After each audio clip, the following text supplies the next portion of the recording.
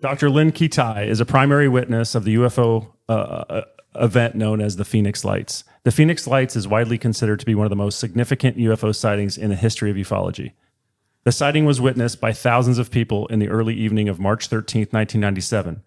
There were many credible witnesses, including Fife Symington, governor of Arizona at the time, actor Kurt Russell, who saw the craft as he was landing his plane at the Sky Harbor Airport, documentary filmmaker David Holthouse, various police officers, military personnel, and pilots. Dr. Lynne Kitei is an internationally acclaimed physician who is on the cutting edge of early disease detection and prevention as the chief clinical consultant at the Arizona Heart Institute. After 7 years of anonymity, Dr. Lynne came forward with some of the best photographic evidence of the encounter. Since then, she has told her story to just about every major news outlet, including Fox, CNN, Megyn Kelly, and National Geographic. And if that's not enough, Dr. Lynne has also starred in major theater productions, including Alice in Wonderland, Oklahoma, and The Sound of Music. And she's played the character Florence, Arizona in the movie Raising Arizona. Okay, so I thought that was important to give an entire background, because I think it's important when we talk about this topic to make sure that you're a very credible person, right? Spent a lot of time in the medical industry. You have a degree, you have an advanced degree in medicine. I want to start this conversation by talking about, what did you see in 1995, and how did that lead into this March 13th, 1997 incident?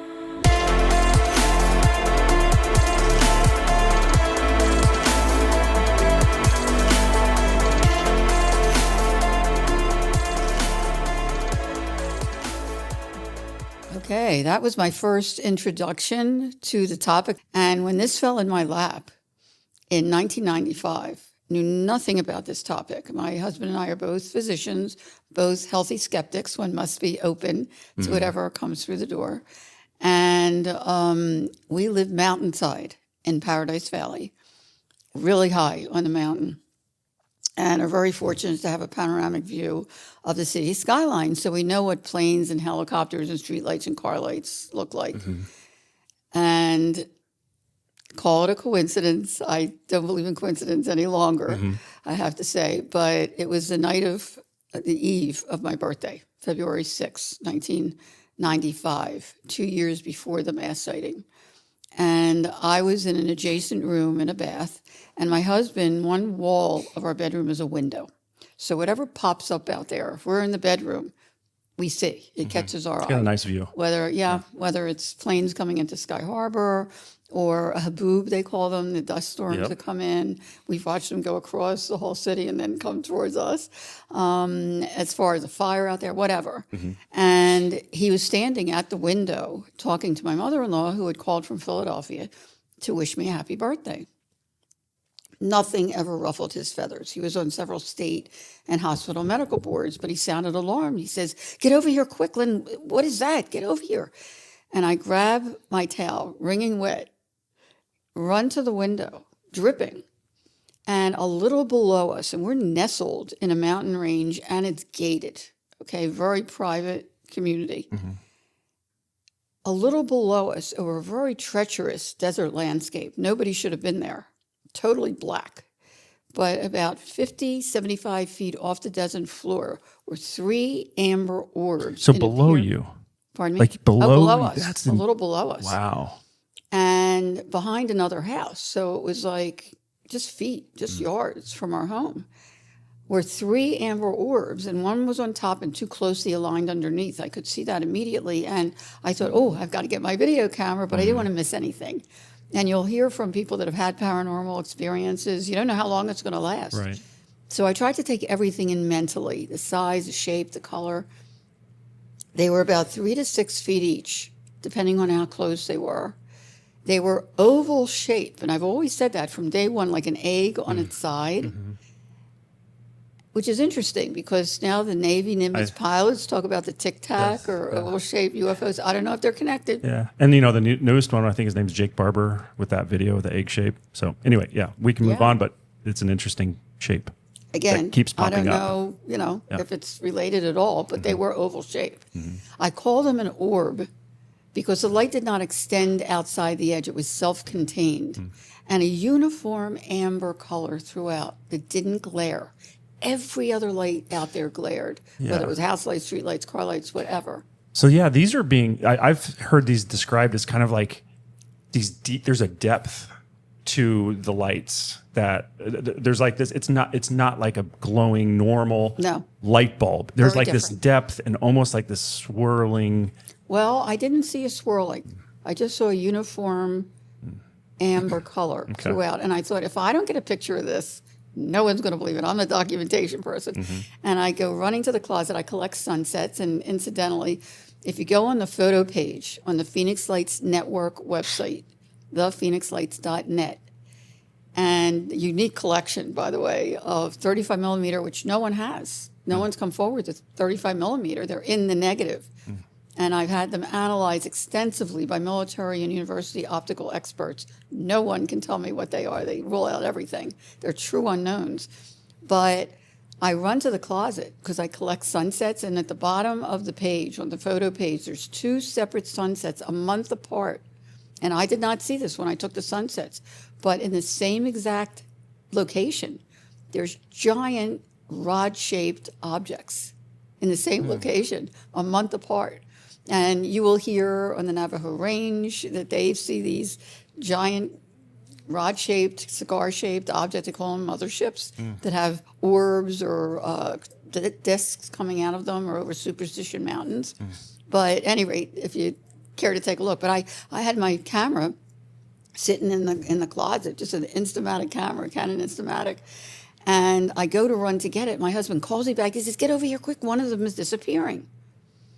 And I always go back to this sighting because as I'm looking at you now, it was as real as anything, but so bizarre. And you know the difference between that and, because you see planes flying all the time. You have a view of Sky Harbor. You see stuff going on all the time in the sky. So you knew there was something different about this. Oh, this was totally extraordinary, out of the ordinary. Never saw anything like it or knew that this existed. I mean, these were orbs right outside our window. And was that your first experience, 1995? Your first with this that I know of, with these phenomena. Yeah. And the top orb, again, I always go back to this. If this hadn't happened, maybe I could feed into something else, but this is right in front of my face. And by the way, we had 2 young boys at the time. The only things we ever watched related to this subject were Close Encounters, E.T., and the original Star Trek series. The standards. I just recently had an interview on Unexplained with William Shatner, which was cool. on my bucket list. But that's cool. The wonderful memories. So that's the only thing that I even knew anything related to this. But the top orb, again, very closely aligned to the other 2 underneath, started to shrink very, very slowly, mechanically, as if there was an intelligence behind it. It was just absurd. It's really difficult to even describe, like a dimmer switch almost, but getting smaller and smaller mechanically. I mean, there's no way this was a natural phenomenon. Yeah. And the other 2 were right underneath. But the top one, smaller and smaller, it was pea-size. I remember in my mind's eye, this pea-size thing. Suddenly that disappeared, but it felt like it was still there. Where did it go? Another dimension, perhaps? Yes. Jumped out on the balcony, which is right, sliding glass doors perpendicular to the big window, and shot the 2 lower orbs. All these pictures are on the Phoenix Lights Network photo page, and immediately noticed an eerie silence, as if time had stopped. Just bizarre. And as intently as I was watching these 2 lower orbs, and I've just started to share this because I never told anyone for 2 years. I didn't even mention it to my husband, nobody. But as intently as I was looking at these 2 lower orbs, it felt like something was watching me. It just did. And going through my mind as I'm out on the balcony, I'm thinking, who are you? What are you? Do you know that I'm here? I'd love to meet you. That was what I thought. Okay. The next thing I remember. Now, was this really a conscious thought, or is this something that just was just happening? This was a thought. As I was looking at these 2, it felt like something was watching me. And I was like communicating in my mind, I guess. Whatever. Yeah. I mean, that's what popped in my head. Who are you? What are you? Do you know that I'm here? I'd love to meet you. The next thing I remember, a thought popped in my head to take a picture, and the left bottom orb started to shrink, just like the top one did, and I immediately shot a picture of that. That was the only one that turned out at the time.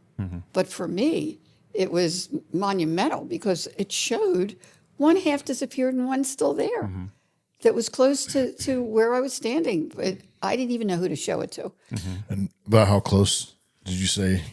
Well, actually, it was measured by Navy optical physicist Dr. Bruce Maccabee, who came to my home and analyzed the whole close encounter, which I can get to if you'd like me to get into that. And he just said it was just yards from our home. I mean, I could see that it was above this palm tree, this little palm tree that was a little below us. It was like right above that. So he measured. And it just stayed there the whole time. It's not like it moved just rock anywhere. solid as far as, no, wait a minute. Good question.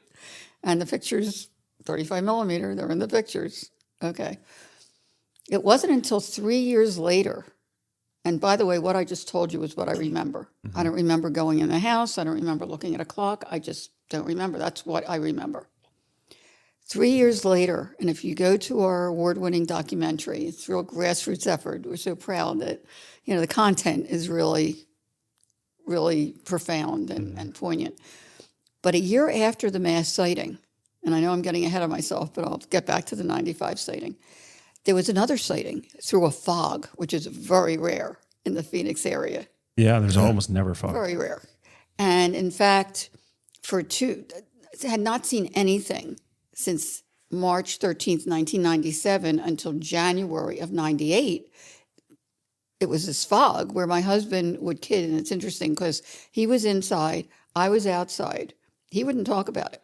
He would get agitated when I brought it up. People come from a different background, different upbringing, different belief systems. Some people can't deal with this topic, and some don't want to, but that's okay.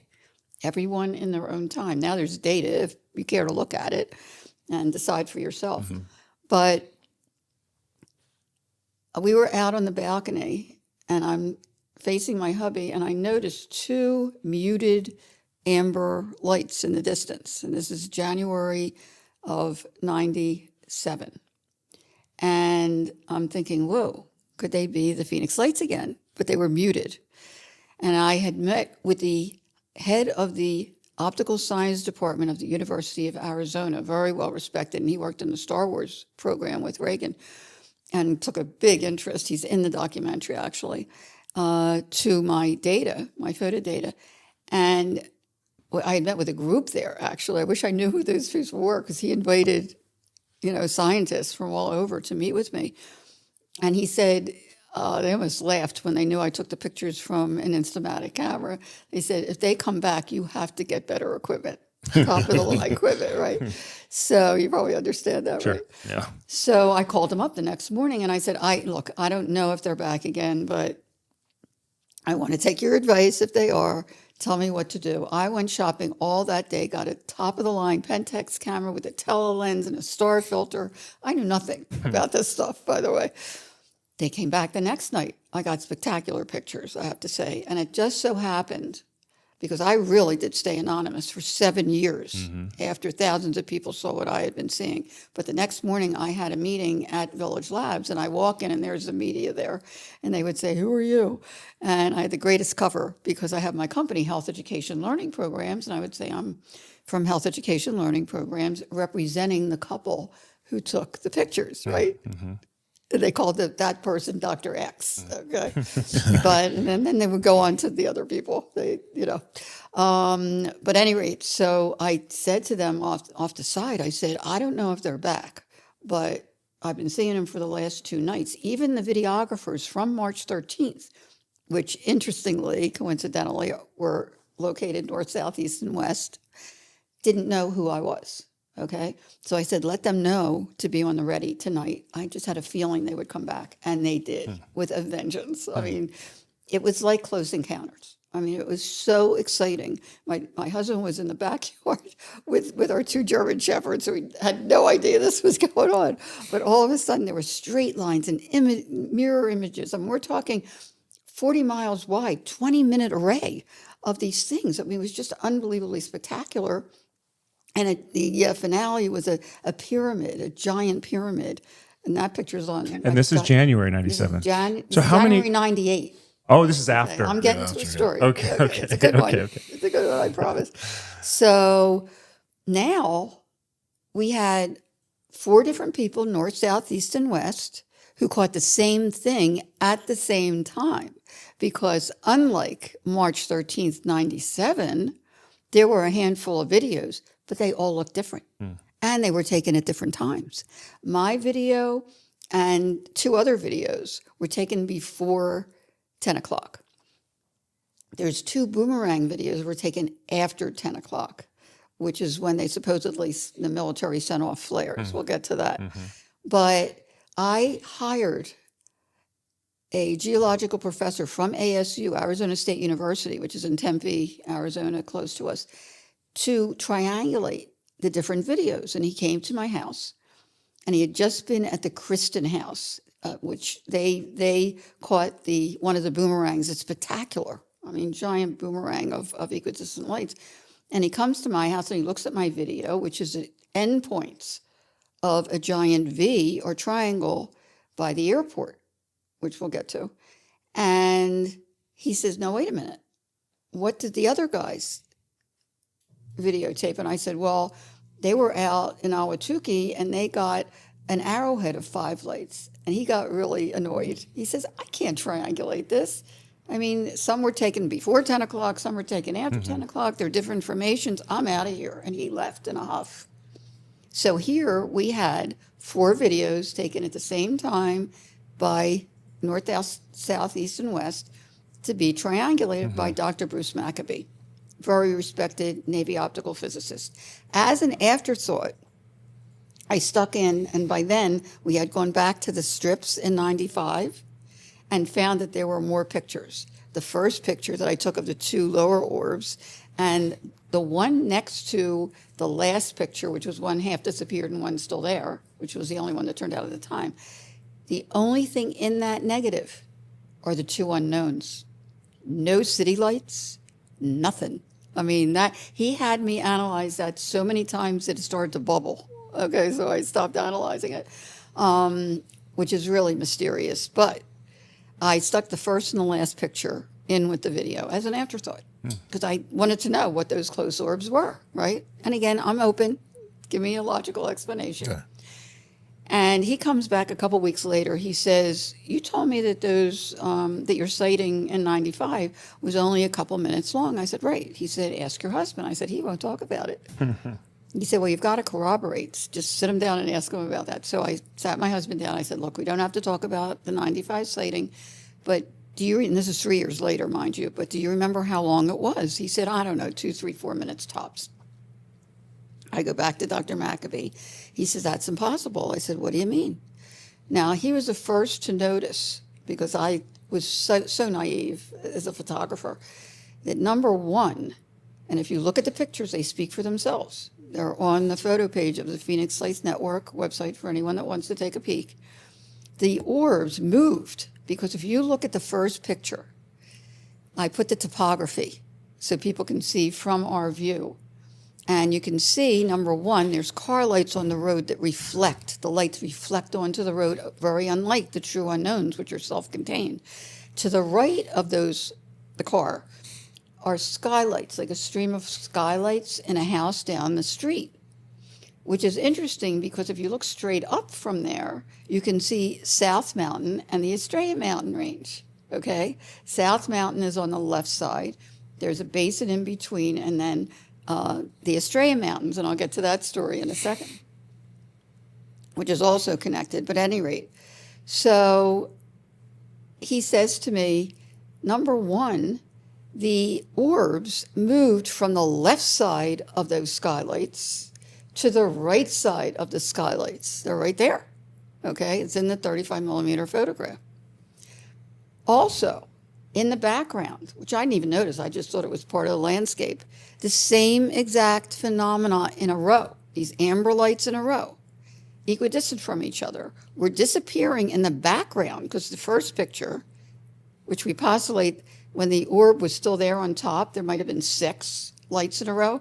When the top one disappeared, there were 4 lights in a row. The last picture has 2 lights in a row. Okay? So they were disappearing in the background while we were looking intensely at the close orbs. Okay. So he says, but that's not the most interesting thing. I said, really? Because to me, that was pretty interesting. It was the first time I realized that the same phenomena was in the background disappearing as I would shoot 2 months before the mass sighting and during the mass sighting, and subsequently, by the way. He said, look at the skyline. I said, okay. He said, the skyline in the first picture has many lights, groups of lights, not just individual lights, groups of lights that are on in the first picture that are off in the last picture. He said, that doesn't happen in a couple of minutes. He said, I want you to do an experiment. Go out on your balcony, take pictures of the skyline, and mind you, it's 3 years later, but take pictures of the skyline one night every hour, the next night every half hour. I actually did it another night every 15 minutes to see when those groups of lights go out. Now, I usually take a bath when we're home between 7 and 8, so let's be conservative and say 8 o'clock starting point. The groups of lights started going out at 9 o'clock. The last picture was indicative of 10:30, 11 o'clock. So he says to me, can I present this case at the upcoming MUFON International Symposium in Washington, D.C., 1999? I said, hey, Dr. McAfee, this is your baby. I would have never known this data. Just keep my name out of it, please. And I was so fortunate because a handful of people that did know and were analyzing my photo data kept my name out of it, which was great until I came forward 7 years later. He presented it to the International MUFON Symposium in 1999 as the first, and as far as we know, the only, and he's no longer with us, he just passed a few years ago. He never saw this really come to fruition. Nobody's picked up on this, which is amazing. And I didn't share it until my second book, and second edition of the book in 2010. The first one was 2004. As the first, and as far as we know, the only to date, authenticated photographic evidence of missing time, which is pretty heavy. Yeah. Okay, when you think about it, because we know stories of missing time, but here we have pictures that actually show that there were hours between the first and the last picture, not just minutes, as we remember. So to put that aside, that's a little tidbit for you. And again, the pictures are on the website if you care to take a peek at it. At any rate, after the 95 closed sighting, I was so busy with my health education learning programs and the kids that I just didn't have time to really investigate it. But I wondered, and of course, when I got up to our bedroom, I always looked out the window to see if the lights came back. Nothing. Until January of 97, 2 months before the mass sighting. I'm lying in bed and I notice out of the window far west are 3 amber orbs in a equidistant line formation, huge, but at a distance. It's bigger than any light in the city, it's huge, amber color. And I'm thinking, wait a minute, they're amber, they're in a line formation, hovering for minutes, strangely similar to 95.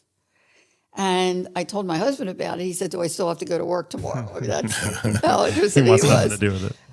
And I watched each one implode from the right to the left. I don't know if that's significant, but that's what I saw. The next night, he was at a medical board meeting.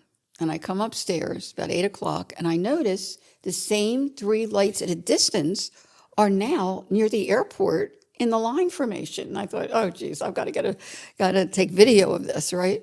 So I run downstairs, I get outside. I got about 18 seconds worth, the battery goes dead, and it was charged. I go back inside, I plug it in, I go outside, they're gone. About a half hour later, he's coming up the drive, and again, we're pretty high, and I go outside. And I said, honey, remember I told you about the 3 amber orbs, huge amber orbs in a line formation last night far west? About a half an hour ago, they were right in front of South Mountain. As I'm pointing like this, they reappear in the same spot. It was like, whoa, holy moly. And I run upstairs. Now, luckily, I had my 35 millimeter camera that I grabbed because in video, it doesn't do it justice. The lights justice. They're much smaller. They're white. They flicker. But even if you study the formations themselves, they're very compelling. But I get out on the balcony. I'm just ready to shoot the 3. Suddenly, 6 lights across, totally equidistant from each other, massive span, over a mile wide, pop up above the 3. I started to shake. Not having an explanation for 95. It was like, I mean, is this a fleet? Or I mean, that's what popped in my head. And, it was like, oh my gosh. And I started clicking away. And the first picture is wavy because I was shaking. I really was. Not that it was scary. It was just like mind-boggling. It was so huge.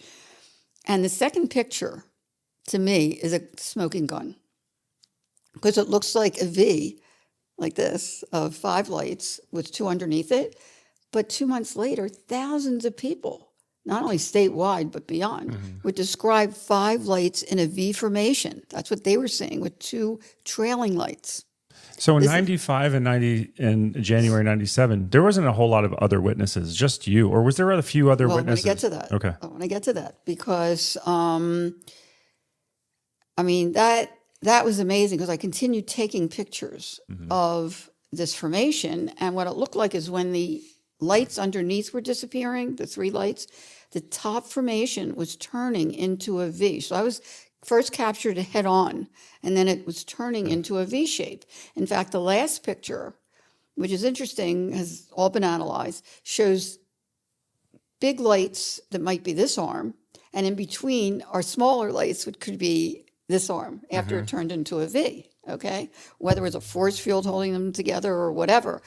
But I ran inside after the 3 disappeared and called the Arizona Republic. And I said, you got to get somebody out there quick. There's strange lights in front of South Mountain. I knew it was in front of South Mountain because there's red blinking lights on top of the mountain there towers, to alert aircraft that are coming into Sky Harbor in front of South Mountain that there's a mountain there. And it was in front of and lower than those lights.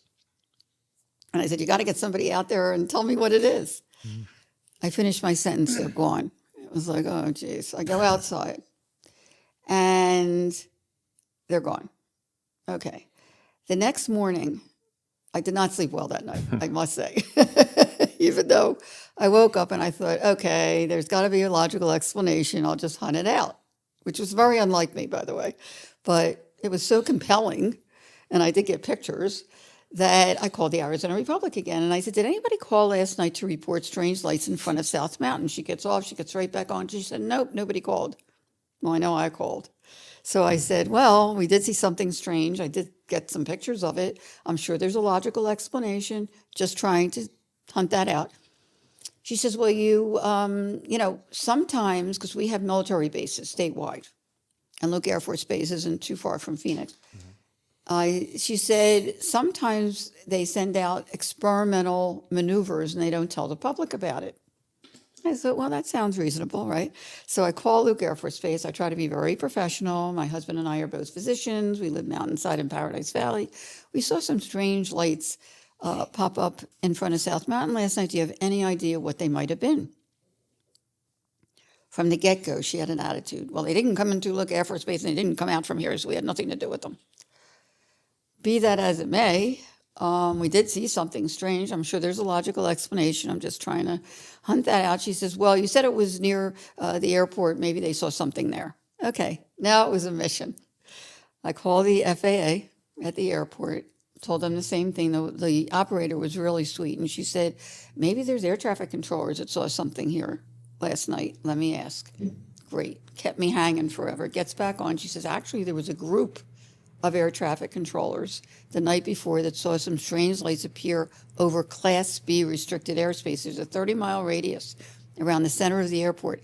Anyone that comes into that airspace must call into the tower. Yeah. Okay? Makes sense. So I said, look, I just want to corroborate. Is there anybody here this morning that can tell me what it is or whatever?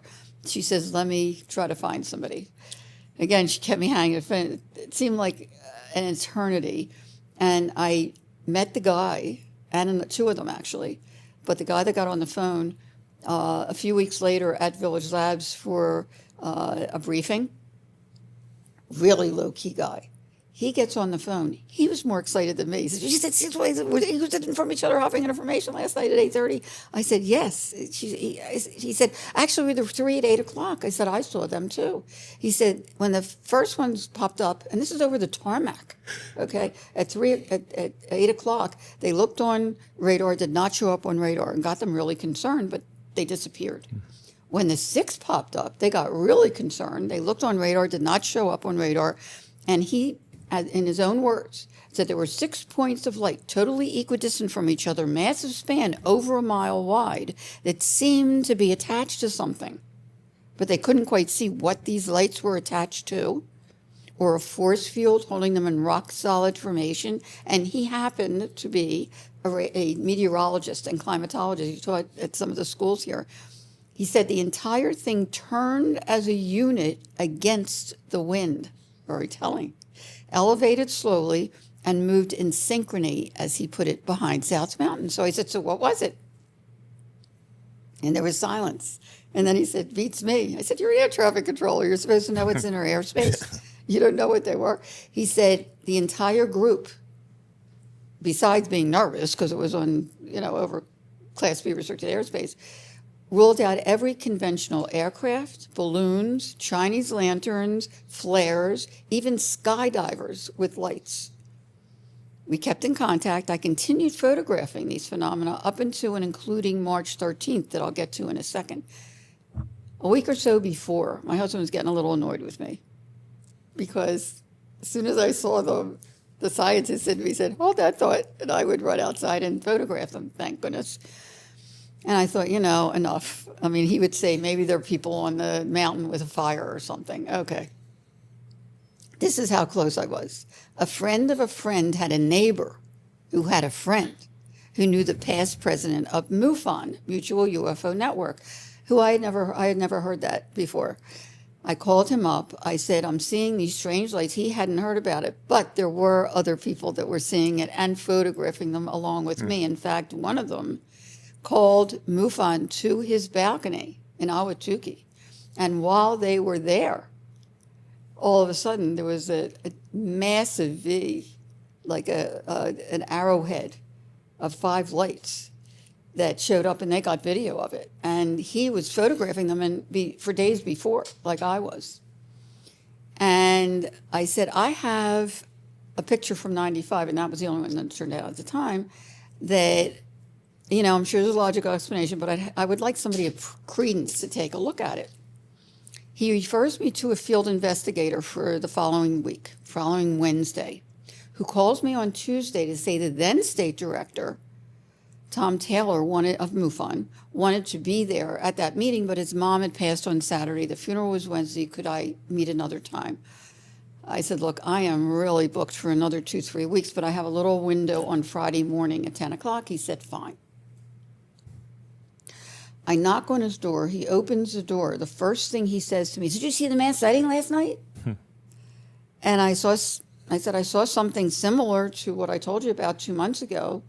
In fact," and he interrupts me. He says, "Well, hundreds if not thousands of people saw these orbs and balls of light and rock-solid formations and craft, actual craft that were massive." And NBC was coming to interview him in a half an hour. Wow. I said, "Whoa." I said, "First of all, I called the air traffic controllers that I spoke to 2 months ago to verify that it was the same exact phenomena over the same exact location at 1,000 feet altitude as I saw 2 months ago," and they did. They said, in fact, there were 2 pilots that called in. Again, it didn't show up on radar. It was over the tarmac. One of the pilots that was on takeoff said, commercial pilot said, "What the hell are these lights over me?" Mm-hmm. And a private pilot, didn't mention who that private pilot was, also called in. We'll get to that. And he says, "NBC's going to be here to interview him." I said, "Whoa." I said, "First of all, I don't know what we're dealing with. Is it a hoax? Is it military or whatever? But I'm out of here." I took video last night. I saw 6 lights in a row. By the time I got out there, it had turned or whatever, and I got the 3 endpoints of a giant mile-wide V or triangle. Take a copy. It's not about me. It's about the data. Okay, I don't want to get involved at all, but you're welcome to share it with whoever. Goodbye. And I left. Okay. Now, I didn't know if it was even going to be covered on the news. And I sat in front of my TV with the VCR on the ready and the 4 o'clock news, breaking news with my video. He gave it to every news station. It was on every channel. And it was exciting. Yeah. I mean, just having, I didn't know what they were, and I've always said that, I don't know what they were, but I know that they were. Yeah. And it's time we get this topic out in the open and address it and accept it and study it so we can find out not only who's driving these things, but also move forward in our own evolution. So it was kind of cool that people were seeing what I was seeing. Tens of thousands, right? Tens of thousands eyewitness? I'll get to what happened because I had no idea. I mean, all I knew was what he told me. But in the meantime, it was on the news for days. In fact, there was one guy at Fox, I won't mention the name, who saw one of the triangle craft, and he wanted to get to the bottom of it too. So he was doing incredible, wonderful reports. And one of them was the following Tuesday. This is where it really starts. As the story unfolds, it's really, really intriguing. Because the following Tuesday, they're showing my video again on the news, but they're interviewing a fella out in Tempe at a giant color lab called Village Labs, who happened on the side to be one of the only people in the world, actually, who analyzed. I mean, he was a top person in the world that was analyzing pictures from all over the world. I had no idea that this was happening worldwide. And he's showing triangles of 3 lights from Russia and UK. All at the same and time. Belgium. Like this isn't a big span. This is a very small span of time that these are popping up all over the world. Yes. I mean, these were like in the late 80s, early 90s. Okay. So it is a little bit of a time. Okay. Okay. And Hudson Valley. Okay, New York. I mean, these are, and he was analyzing. He was analyzing for several decades. He's analyzing these phenomena. But UK and Belgium is a model for what should happen because they got together with civilians and scientists and university and military to really study these phenomena. And I think it's starting now here. But at any rate, so that blew me away. Because the fella from MUFON, bless him, had this little, makeshift thing in his garage. This was a lab, okay, that had been analyzing since the 70s, okay, these pictures. And I thought, oh, that's who I have to get together with. And it took me weeks. I mean, it really did. I mean, I tell this story in the book, how it unfolded, and I was really nervous. I did not want to get involved. I didn't know what was going on. But I had this data, and I also wanted it analyzed. So as the story goes on, and I finally did meet with Village Labs like 3 or 4 weeks later, and the story continues to evolve because there was no investigation, no explanation. It was uncanny. Now I'm getting to March 13th. I'll give you, a rundown, the Reader Digest version. While thousands of people, and this is really gets interesting, we're looking skyward for a glimpse of the Hale-Bopp comet. They also caught a glimpse of 1 to 8 miles wide. I thought he was kidding. Peter Davenport, director of the National UFO Reporting Center, at the 20th anniversary, we had this big thing in Oregon, which was fabulous, and he announced that one of these objects from hundreds of thousands of reports he got, I mean, you can look it up on the National UFO Reporting Center, one of these objects was 8 miles wide. I thought he was kidding. He was not kidding. So whether it was orbs in a rock-solid formation or actual craft, and here's where it really gets interesting, because we have a 12-year study on the Phoenix Lights Network website called the GAP page, Geospatial Animation Project, where the investigators had hundreds of reports. 2 or more people had to see the same craft to be in the study. After 12 years, there were 10 different craft that are illustrated, and we have animations as well. And some of them look very different, whether they were V-shaped, boomerang-shaped, triangle-shaped, even dish-shaped, whether it was one craft that could morph into looking different, or the perspective from where the person was standing, or a parade. And that's ultimately what was decided, because not only, there's so much disinformation out there. It wasn't just one or two events that you would hear in the media. The actual mass sighting started at 3 p.m. in the afternoon, daylight sightings of these phenomena.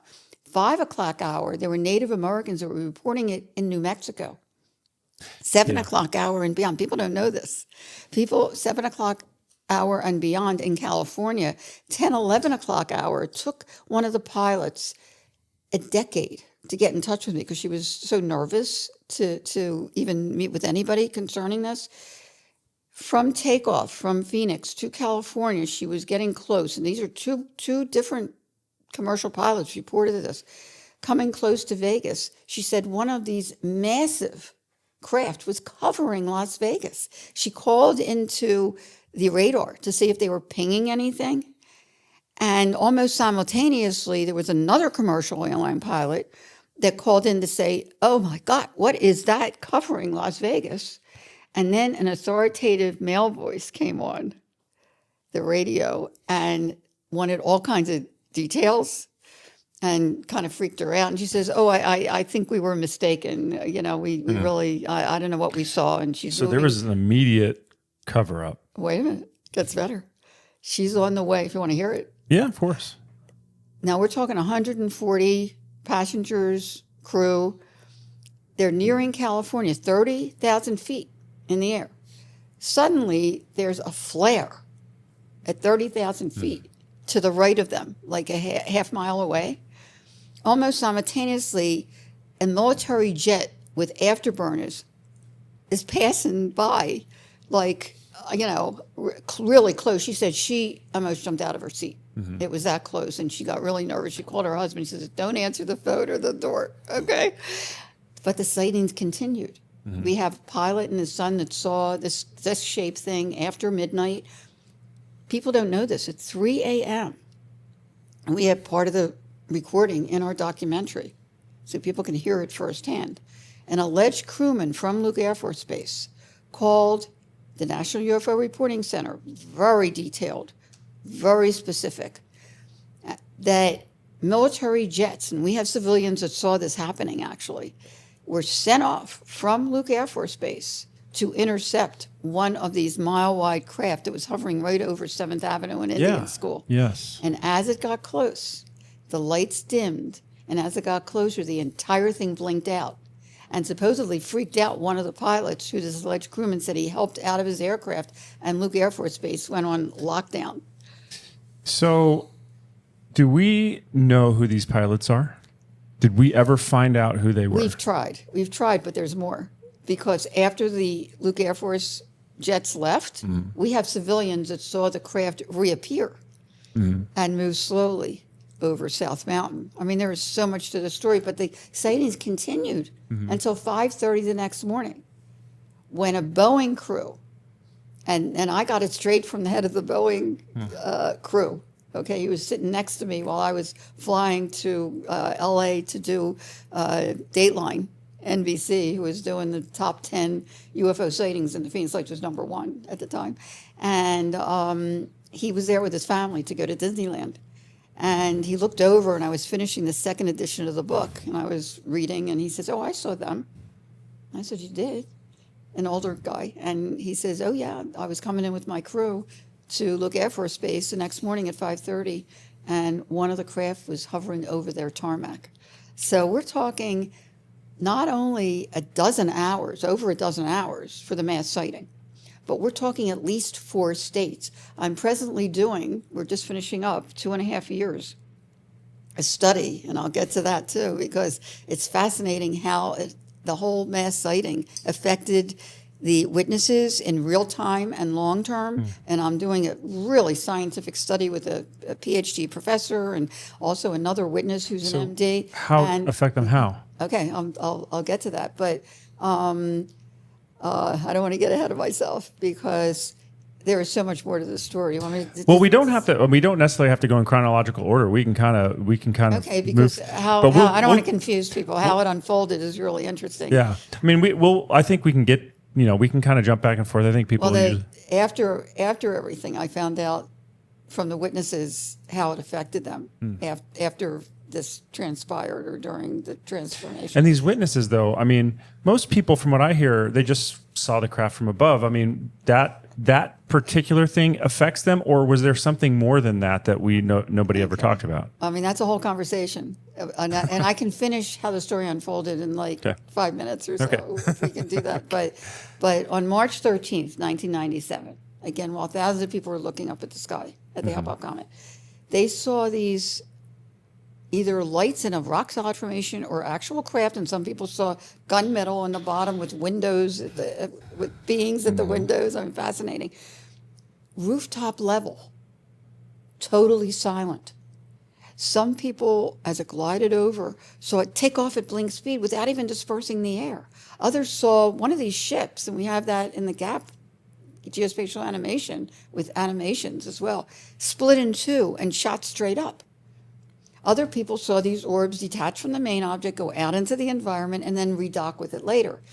Is that what happened in 95? The pictures show the same information in the background, and the orbs, I don't know why they were outside our bedroom window, but nonetheless, there you go. And as the story unfolded, there was no investigation, no explanation. It was just uncanny. Because this is right over people's heads, okay? Yeah. Even we had a couple out in Carefree that had stakes in the ground because they were realtors, very credible people. And they estimated it was at least 2.5, 3 miles wide. Yeah, and they saw beings at the windows. Oh, did they really? As well, yeah. Wow. Did and they got telepathic them? Messages. I mean, there are people that got, I'll get into that, but there's people that got telepathic messages, felt a connection. No one, and I should mention that here, there has not been not one report, as close as these things were, to harm, threat, or abduction associated with it. Can't speak about other things, but I can about the Phoenix Light. I mean, one movie did like an abduction thing. I mean, like, you know, I'm here to tell you, if there was some, I just, speak, the data speaks for itself.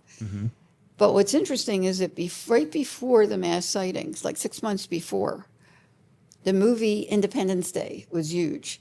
And we're so inundated with threat, and harm, that, Dr. Gary Schwartz, who was head of the Conscious Study Department at the University of Arizona, made a very poignant statement in our film, Phoenix Lights, Beyond Top Secret, is the latest edition, that if you're inundated with a fear factor, how do you think you're going to react if you see what you've been told to fear, right? Sure. And kids, interestingly, who were the first to notice this thing, this giant V coming towards them, were jumping up and down. Independence Day. But as it came closer, to answer part of your question, a calmness came over everyone, adults and children alike, a connectedness to the phenomena that when it left, the kids wanted to run after it or have their parents get in a car and chase it. I mean, a transformation, a positive transformation in real time. And we'll get to the long term. But as the story unfolded, and again, this is right above people's heads, and there's no investigation. I mean, the military or government that was asked would say, what? Something happened on March 13th? Like, totally oblivious until May, the following May. This is months later. In a council meeting, Frances Barwood, who was vice mayor of Phoenix as well as a councilwoman, innocently, she didn't see it, but she had over 1,000 of her constituents contact her. Why isn't there an investigation? Asked innocently for one, and she got plastered by the media. There was so much discrediting, so much ridicule at the time. I was very happy to stay anonymous because once I found out that thousands of people saw what I had been seeing for 2 years, I pushed my whole medical career aside, accomplished medical career aside, to find a logical explanation for what I had witnessed up close and personal. I have yet to find one. If anything, it opened a whole new world to me that ultimately, after 7 years of anonymity, and I really did stay anonymous, I ended up going back to work to put our youngest son through medical school. He's a neurologist now. And in my little cubbyhole office, because I was chief clinical consultant of the Wellness and Imaging Center at the Arizona World-Renowned Heart Institute, I pared down that 750 pages to 230 pages of the most credible, compelling data that I had found of the history of these phenomena. They've been happening since human documentation began. I had no idea. The Sumerians and India writings, and even in the Bible, Ezekiel's wheel, and you fast forward, and I'm giving you a very short lesson in history. If you fast forward 100 years before our mass sighting in March and April of 1897, in Washington, D.C., in Kansas, in Oregon, and in Canada, they were reporting these massive airships with removable lights. Sound familiar? So 100 years to the 100 month. years to the month, almost. Okay. But this was 6 years before the Wright brothers took flight. Okay. And if you fast forward again, and there's so much in between, but the biggies, World War II, they call them Foo Fighters. These rock solid orbs and rock solid formation were flying around different aircraft. And we actually have a 93-year young French pilot in the documentary bonus features. He has passed, unfortunately, but he had them around his aircraft during World War II and reported it and got a lot of trouble. I mean, the ridicule and the discrediting was rampant. I mean, for decades. But at any rate, you fast forward again, and these were studied, by the way. The Foo Fighters were studied by Dr. Richard Haynes, who started NARCAP, the National Reporting Center for Aeronautics, pilots, thousands of reports to NARCAP. And he looked at my data, my photo data, and said that they looked identical to the Foo Fighters of World War II. Okay? And you fast forward again. And actually, we had the Lubbock Lights in the 50s, very similar, Lubbock, Texas. We have the Hudson Valley and Belgium and UK and Russia, okay?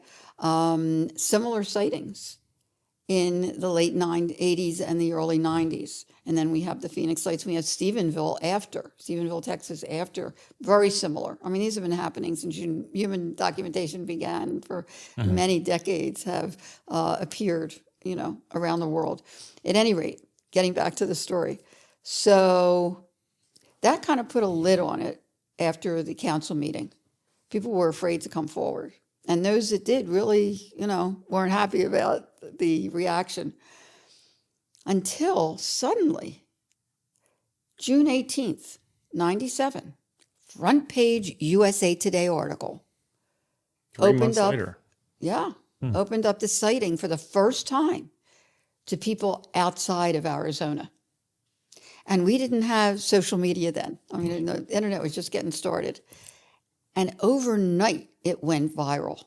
The next morning, every national morning show, Peter Jennings, Dan Rather, you name it, they were talking about the Phoenix Lights mass sighting.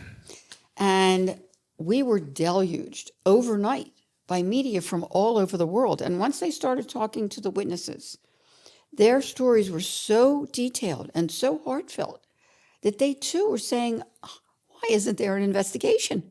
Why isn't there an explanation? Suddenly, after nothing, we get a public announcement the next morning on June the 19th, 1997, that then Governor Fife Symington was calling an unscheduled press conference for that afternoon to reveal the culprit of the lights over Phoenix. And we took it seriously. Okay, there were parents, there were reporters. He comes marching out, one of his aides, with a giant alien head costume and made a mockery, saying that he didn't want people to panic. Okay, again, there was not one report of harm, threat, or abduction associated with Phoenix Lights. It was just the opposite. People were in awe and in wonder, pulled their cars over, curious. You can only imagine who was panicked at that point, because now it was out of the bag, right? The military and the public, and the military and the government must have been panicked, because now people knew about it worldwide. So, but he was making a mockery of it, even though he's, of making course, a joke. Later on, Wait a minute, comes out. I'll get to that. I'll get to that. He was making a mockery of it at the moment. Exactly. Exactly, which really was disconcerting, especially for parents who were with children that saw something 2, 3 miles wide and he's making a joke out of it. Okay, that month afterwards, and I'll get back to Symington in a sec, but that month afterwards, because it pissed me off, okay, because I know what I saw. And to make a joke out of it, I mean, something's going on here, okay, and I'm finding out it's happening worldwide. And other countries, by the way, used a word that was significant, otherworldly, which we'll get to. But, I mean, I called every military base statewide to find out what they knew. Okay, I mean, if there's a logical explanation, tell me. They were more interested in meeting with me, because I mentioned I took photographs, and seeing what I photographed than giving an explanation for it. They were just as curious. One fellow, and I have a couple of the conversations in my book, said, well, the only ones that know who did this was God and whoever did this. Are you kidding me? And this was like a higher up of the military. A month after the USA Today article and the press conference, I get a call. It was July 24th from one of the heads of PR at the Air National Guard. And she says, oh, Dr. Lynne, I think we know what those lights were back in March. I was thrilled. She says, do you believe nobody ever looked at the log for visiting Air National Guard, and the Maryland Air National Guard was sending off military illumination flares in Operation Snowbird, which at the time, you know, in Phoenix and in Arizona, we call people coming out here for the winter snowbirds. Mm-hmm. But I found out later that in military terms means diversionary tactical maneuvers. So they might very well have been sending off flares to divert attention away from the true unknowns, although there's not one person that I have met yet that saw flares the night of March 13th. But I said to her, I said, no, wait a minute. When was the Maryland Air National Guard in town? She says, March 1st to the 15th. I said, were they in town in January? She says, oh, no. I said, are you sure? She said, absolutely not. I said, well, my husband and I saw the same exact phenomena in the same exact location, confirmed the next morning by air traffic controllers at Sky Harbor International Airport, as appearing at 1,000 feet altitude over Class B restricted airspace. And she says, you never told me that. And then I said, besides, you're trying to tell me, and I educate myself on anything logical, including military illumination flares, that military flares that are dropped from an aircraft on a parachute drift and drop haphazardly to the ground, okay, and it takes time for that to happen, but have huge smoke trails that are illuminated by the flare itself and illuminate the area around it. That's why there's heat seeking for missiles that are coming towards the aircraft. Traverse the entire state in a rock-solid, equidistantly spaced, mile-wide V for hours. And she says, I have a call coming in. I'll get back to you. Well, I'm still waiting. It's 28 years Well, one of the late. theories is that, you know, people see something, right? And they see something legitimate.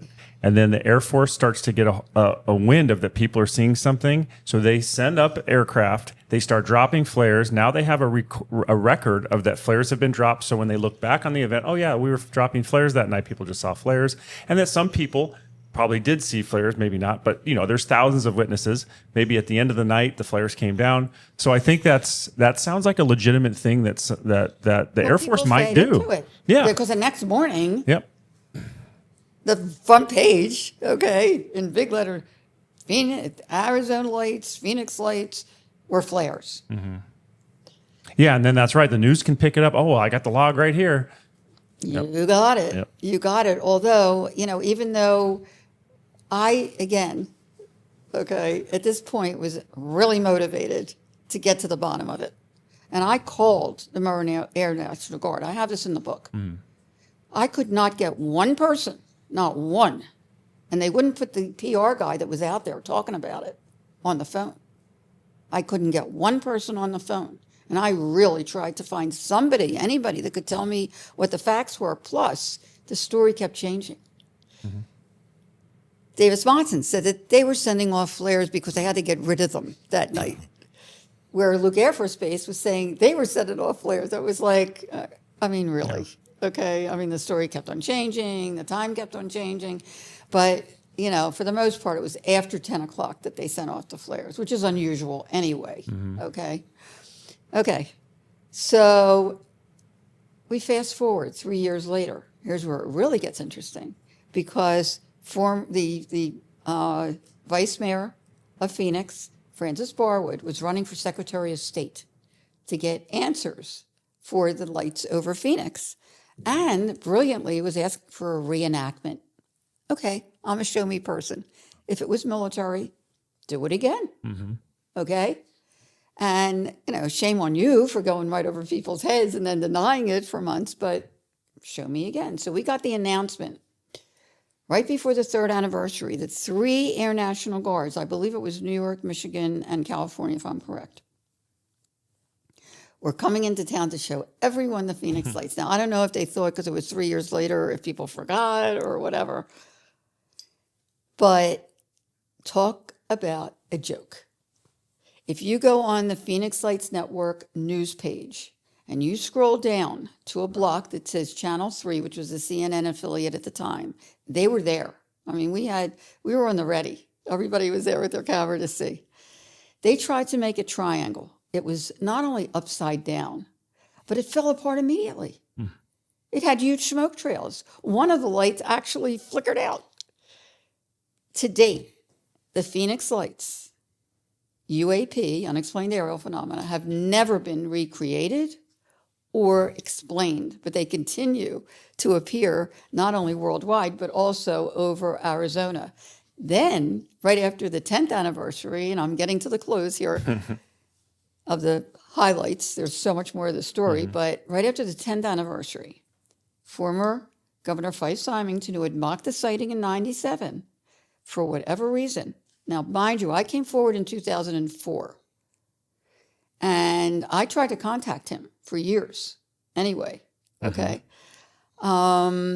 unsuccessfully. But by 2000 and, we're talking 10 years later, it was out there. I had actually produced the documentary that had the world premiere at the Scottsdale Harkin Shea Theater in 2005, and it was showing for years afterwards. Every year we've been showing it since. And just the concept of UFOs and the Phoenix Lights was a little more accepted. So for whatever reason, the former Governor Fife Symington came forward to disclose that he actually saw one of the craft, the mile-wide craft.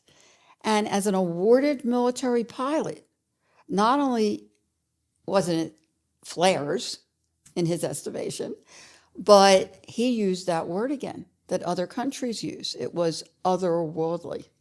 And that's huge for an elected official. Now he was, former, but to come forward, a big step forward. I mean, that really helped to lend credibility, any credible person. And that's one of the reasons I came forward.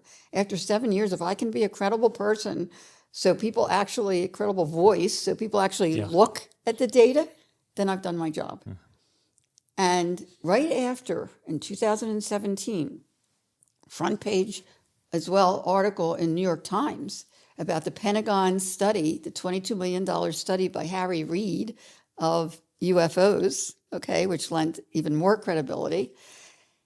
Right after that, that private pilot who was on approach to Sky Harbor with his son, the son noticed the V of 6 lights and said, "Dad, I think, what's that?" And he said, I should report this to air traffic control. Was reporting it to air traffic control while I was filming it, none other than the actor Kurt Russell, who, interestingly, and this is where we get into how it affected people, for 2 years, he never talked about it with his son. They never mentioned it. And this happened to other people as well, including Dr. Brad Evans, who I have his whole story when he was driving up from Tucson to Phoenix on the I-10, which is huge. And he was in the passenger seat. His wife was driving, and his daughter with a friend was in the back for a swim meet. And one of the craft was right above him. And he looked out the window. He saw the craft. And he really got a great look at it. And he said the arms extended way into the fields on both sides. It must have been at least 2 miles wide. And they never talked about it either. His wife actually received a telepathic message not to be afraid, as others did. We're not here to harm you. That was consistent in telepathic messages that people were getting. But Kurt Russell, for 2 years, never said a word. He walked in, and Goldie Hawn was watching a show on TV about the Phoenix Lights, and they mentioned that pilots had seen it, and he thought, wow, this is a Richard Dreyfuss moment in his mind, right? He goes upstairs. He said, that sounds so familiar, and looked at his log, and lo and behold, it was him. So that's another credible person. So as I mentioned, the more credible people that come forward, the more credibility is lent to the mass sighting. And getting back to how it affected people, and this is really important. I'm doing a study. I've dedicated my life's work to this, actually, for now 30 years. But the study is really important because it really is a scientific study. We just presented it to the Society for Scientific Exploration, one of the top scientific organizations in the world. And they were really impressed. In fact, we're writing up an article right now to follow up that in real time, as I mentioned, people were in awe and in wonder. Nobody was afraid. Nobody was threatened. Long term, people went into the peace movement, the environmental movement. It changed people forever, okay? Really woke them up. What was really, and this is half my book is about this, really intriguing is there were a number of witnesses, including Dr. Brad Evans, who had had near-death experiences as children that was reawakened by the mass sighting. And this really got to me because I did too. And I lay my near-death experience when I was 8 years old out there in the book. Okay, changed my life forever, by the way. And, you know, I've had people ask me if it's connected to what's happening now. I don't know. It is what it is. But what was really amazing is that, again, it's not about me. I thought, oh my goodness, could there be a connection between all unexplained phenomena, whether it's near-death experience, out-of-body experience, unexplained aerial phenomena that have a mystical light associated with the experience. And lo and behold, again, when I started looking, I found such credible data at university level. The Omega Project, the book is like this thick, by Dr. Kenneth Ring, Dr. John Mack at Harvard, the PEER Institute. They were studying all this stuff, the connection between all unexplained phenomena. Dr. Bruce Grayson, who is a near-death experience expert as well. In fact, my first interview, my first actually conference, I spoke with Dr. John Mack at the University of Arizona Tucson Medical Center. And I was a little nervous because I don't get into abduction. To me, this whole Phoenix Lights thing, and again, I can't speak for other things, but the Phoenix Lights thing is contact. It's contact.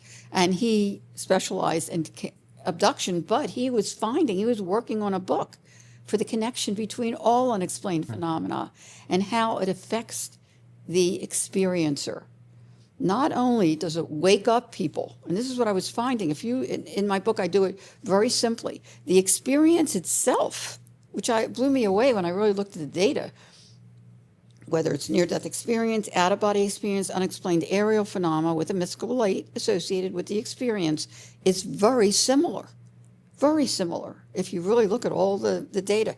But the most powerful, poignant data is the after effect, the awakening, the connection that people that have a true, and I started calling the experience an up experience, UP, unexplained phenomena, UP, an up experience, because it is a positive awakening, an enlightenment of connectedness to the universe, to the earth, to ourselves, that the person may never have felt in their entire life. And suddenly, after this up experience, here they're realizing for the first time that we're all connected.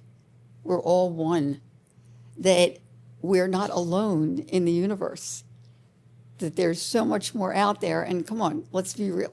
If we look at the data again, now with the Hubble telescope and the Kepler telescope, and there's others that now are really getting out there, we know now that there are billions, if not trillions, of other galaxies along with ours, each with their own stars and planets around those stars, right? And when a star bursts, the ingredients of life are spread throughout the universe. Hydrogen, oxygen, amino acids, carbon, okay? The ingredients for life. Our one galaxy, the Milky Way galaxy, is about 16 billion years old. Our solar system is a very young solar system. It's only 4 to 6 billion years old. There are scientists now postulating that there could be billions of other galaxies out there with sentient, intelligent entities out there as well. It might go forever. We don't know the ends. We don't know the ends of the universe. We can guess. We have some science behind that, but the science keeps pushing that out even further as well. Exactly. So it could be infinite. We don't know. Well, not only that, but there's habitable moons and planets right here. Even in our own solar system, there's stuff in our solar looks system. like it could have been habitable at some point in history. Exactly. Mars. Yes. I mean, it's very reasonable that they're finding things on Mars. I mean, there's so much more that they know that they're not telling us. But we're finding out slow but sure, slow walking it.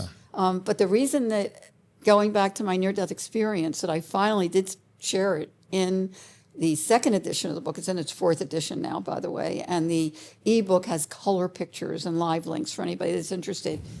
Is that we also know now with physics, that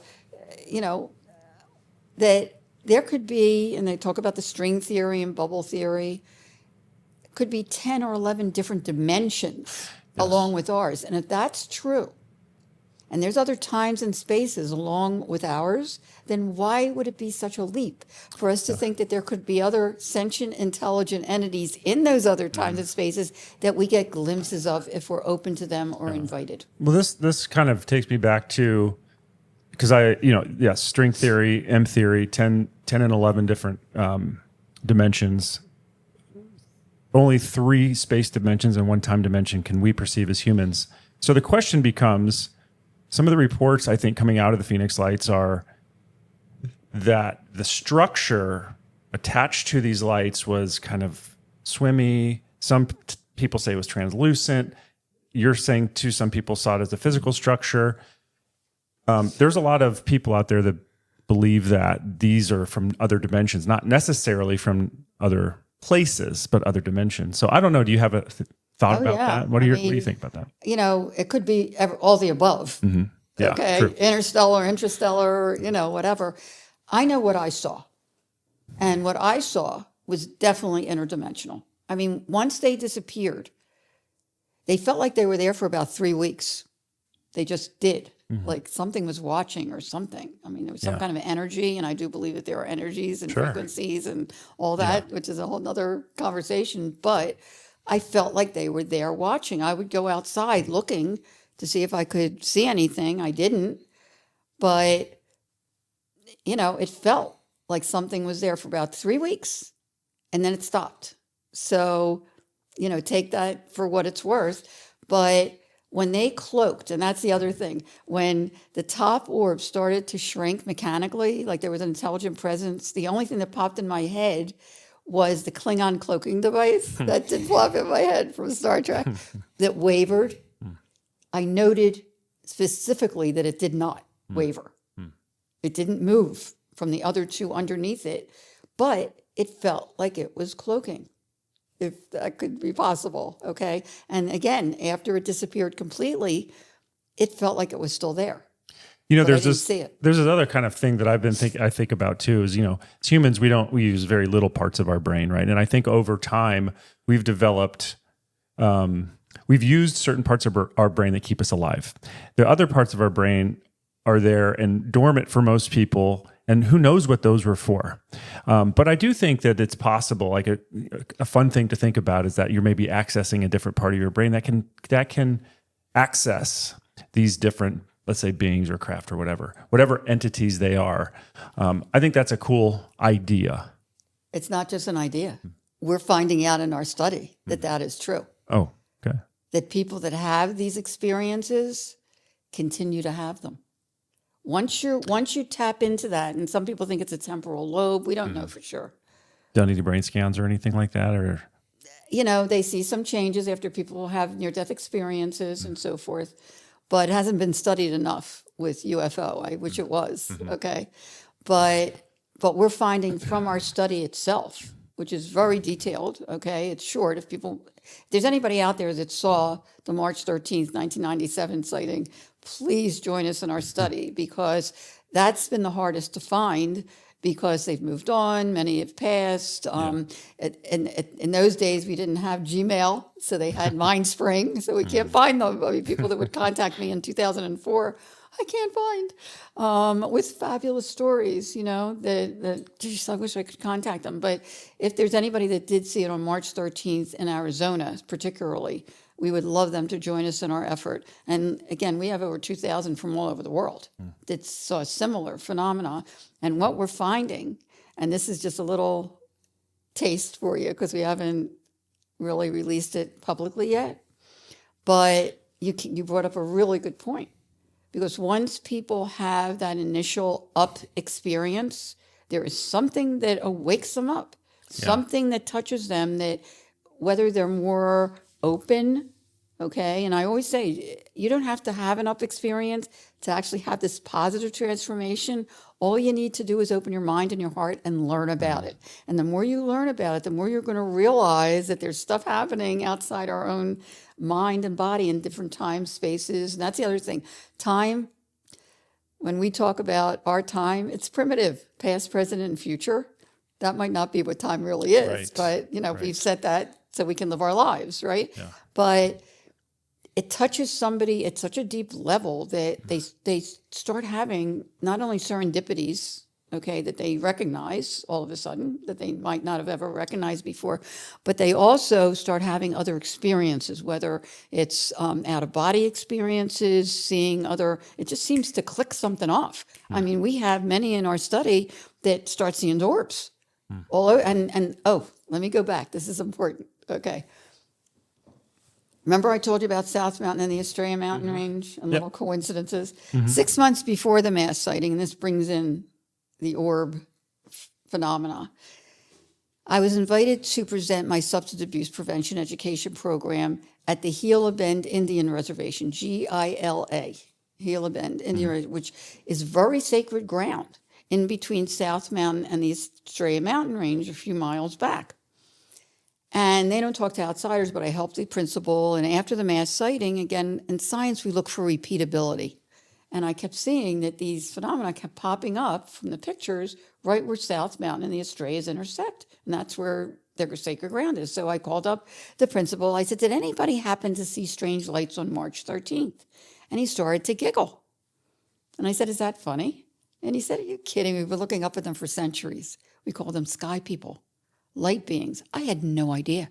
That was the first I ever heard of that. And he tells me that's how the Estrellas got its name.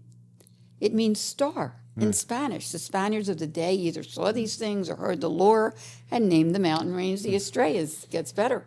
Because not only did he say there are petroglyphs etched out, drawings, and there's a fella, Jeff, who goes up there and got tremendous pictures. He actually got 3 orbs that look exactly like what my husband and I saw outside our window. He also got a stream of, some people say it's the moon, but they're solid. I mean, they don't change, okay, like the boomerang.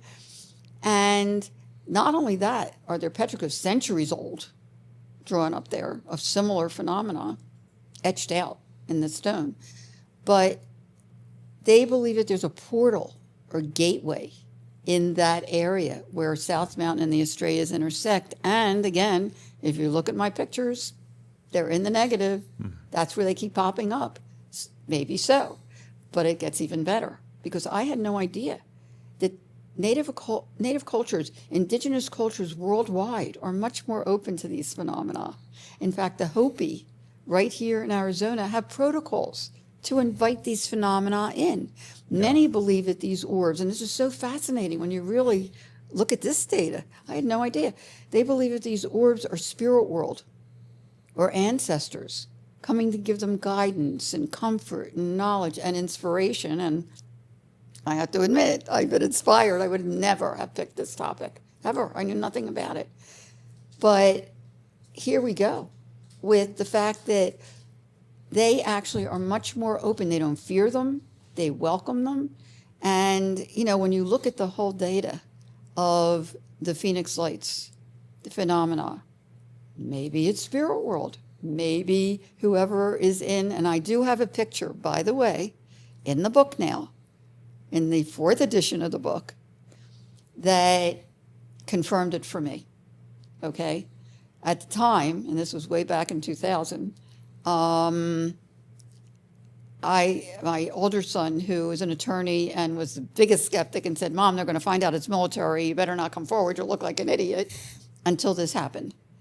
And he took a picture where my mom, he was the first grandkid and she only had eyes for him, came forward in the picture after 10 years.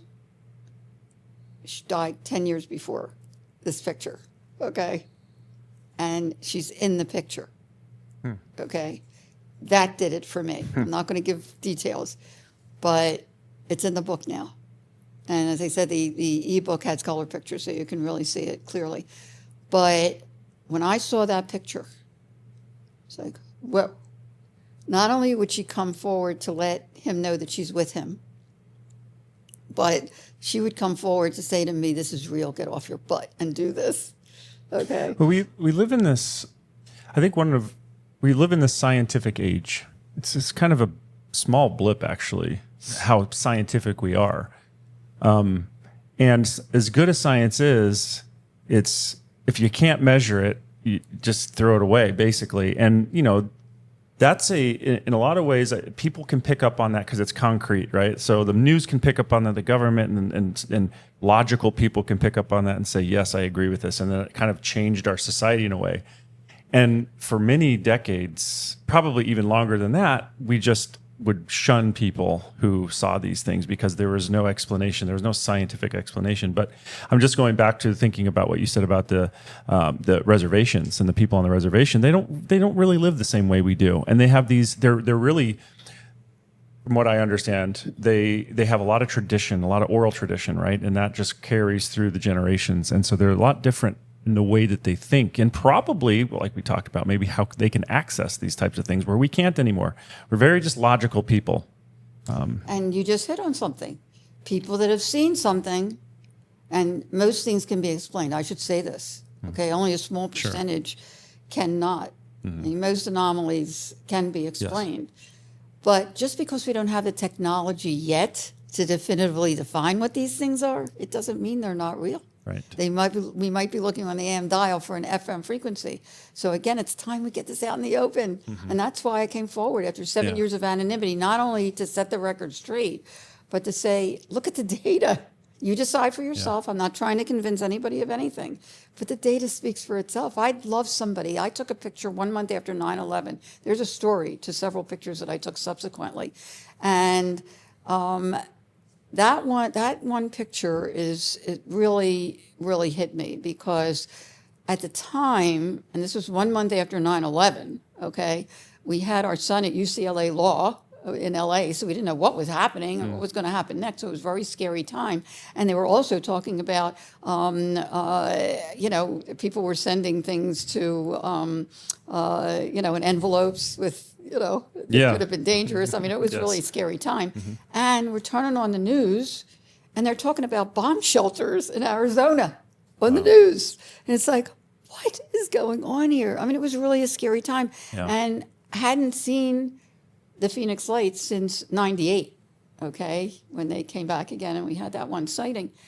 And I'm looking out at the sky and thinking, oh my God, what is going on here? Do you know what's been going on here? Why haven't you shown yourselves if you're real? I mean, can you help us? I mean, it was in such a panic, deep, sincere mode, okay? It wasn't like and some people can do this, show yourselves, and they show themselves. But it was not like that. I mean, I was really in a panic with our son in LA, and, the anthrax scare and the bomb shelter scare. It was like, I mean, what's going on? Do you know what happened? Can you help us? Suddenly these lights appear, these 3 lights in a row.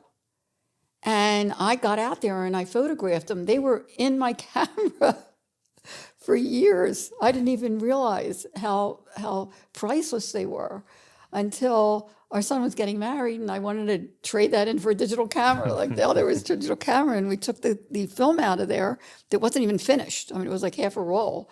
And we go to look and it's like, holy moly. I mean, that picture is like, somebody tell me what it is. In fact, I mean, it looks like discs at night, okay? And actually, I went back again for National Geographic, and another show just showed it recently on their trailer, Netflix. We're on Netflix right now with George Knapp, his docuseries, and they show it in the trailer where one of the negatives has these things spinning, like you can see the tail of each one going the same way. You know what I mean? So they were turning. Crazy. And interestingly, a few years ago, the anthropology department at Arizona State University asked Colonel Wendell Stevens, who had a plethora of pictures from decades, and myself to enlarge our pictures and make a little museum for the anthropology department for a while. And he had a picture, and I have it on the website on the bottom of the photo page, from the 1960 in Italy, of 3 daylight discs. They look almost identical to the picture that I took 1 month after 9/11 of the nighttime discs. And for a time, we had it morph on the website when we had flash drive, but they don't have that anymore. But you can see them, and it's like, whoa. They could be discs. I don't know. But that picture is significant. So they're out there. But to make the point that you were making is that once somebody has this up experience, it turns something on. Well, I mean, look at what Stephen Greer's doing. He's basically claiming that he can call in these UFOs. And people can. Yeah. I actually was at a meeting with him. I was invited to speak. And, there were things coming up in the sky. They were showing the laser. This latest C5, so that's what Stephen Greer does. But you see this latest gentleman, Jake Barber, right? He actually made a comment directly to that.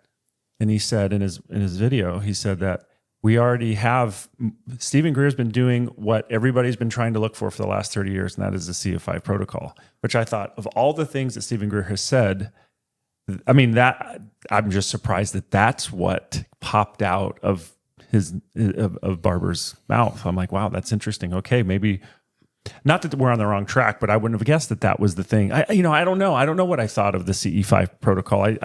You hear about it and you're like, man, that's kind of crazy. I don't know. Can you really call in these things? Well, they do. But apparently they're doing it. Indigenous people worldwide that actually are open and believe that they're right here with us right now. Yeah.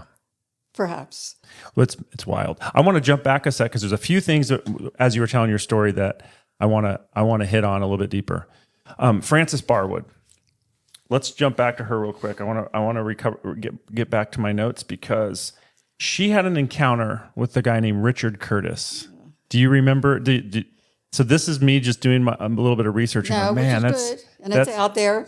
Is that a true story? I is am that a something? Skeptic. Okay, well, that's what I want to know. I read this. And I'm like, that's a little bit of a Men in Black stuff. She confirms that this is real. Yeah, and I love Barwood. I mean, she was my idol for a long time because she was the only one that was out there, the only elected official that actually addressed the sighting at all. And she didn't stop. I mean, she's till today. I mean, she is adamant that, something was going on and she wanted to get it out in the open, and I bless her for that. Yeah. Okay.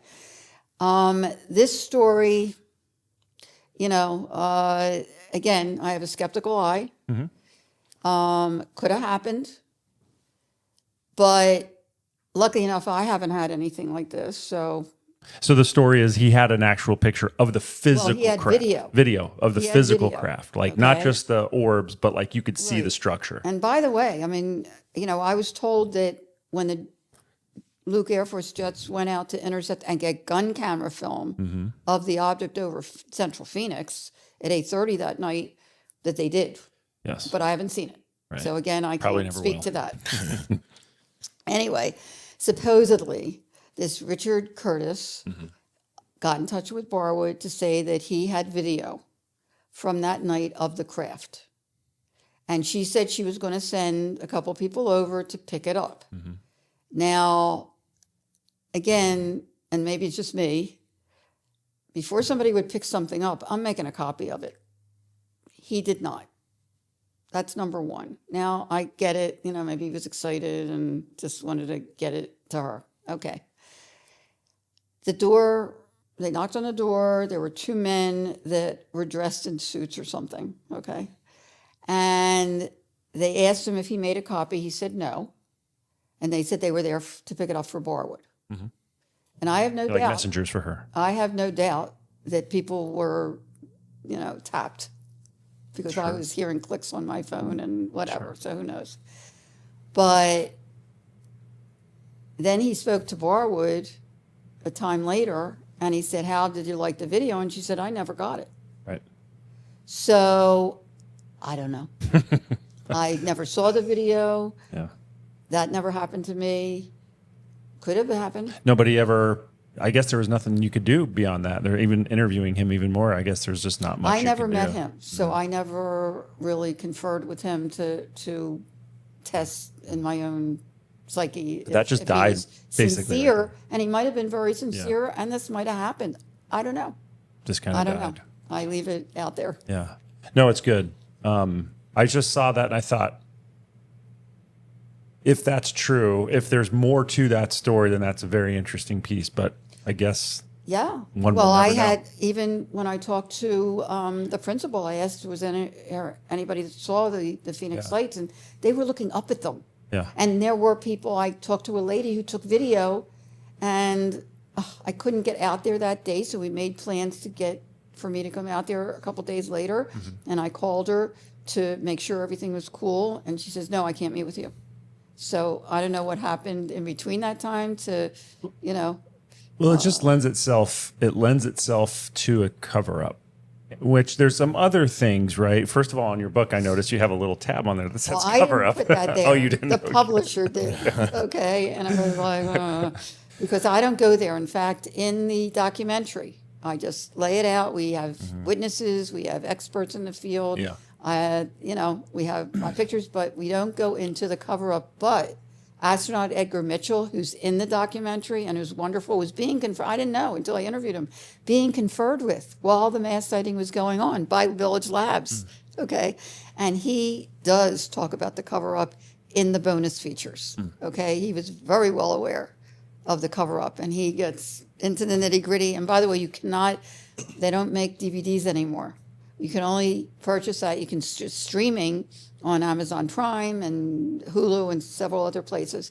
But you can only get the DVD through the website now, Phoenix Lights Network website. And the bonus features are priceless. They really are. Because we have that 93-year young French pilot that talks about the Foo Fighters. We have astronaut Edgar Mitchell talking about he